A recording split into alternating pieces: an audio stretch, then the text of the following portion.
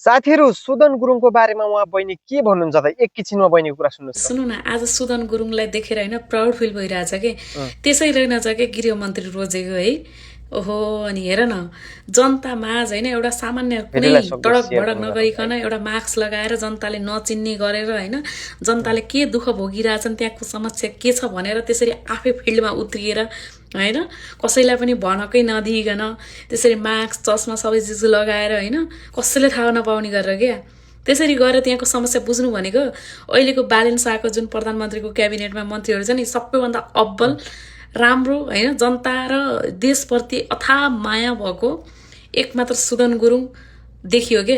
सबैभन्दा बढी भन्नु खोजेको अरूमा पनि छ तर सबैभन्दा बढी होइन सुदन गुरुङमा देखियो क्या।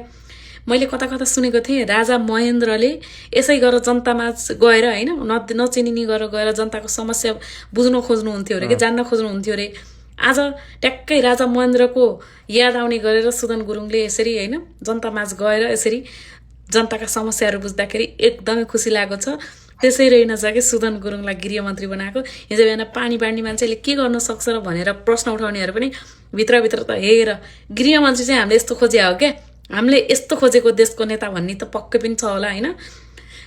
त्यत्रो आन्दोलनमा पुरै तहस नहस जताततै भएको थियो होइन। अब कलेज सम्हाल्छ भनेको बेलामा अगाडि आएर त्यसरी होइन अनि अहिले यसरी 182 सिट जसरी रासोपाको आज नि एमा सुदन गुरुङको ठुलो हात छ के, सबैलाई मिलाएर लिएर गएर आज हेर त।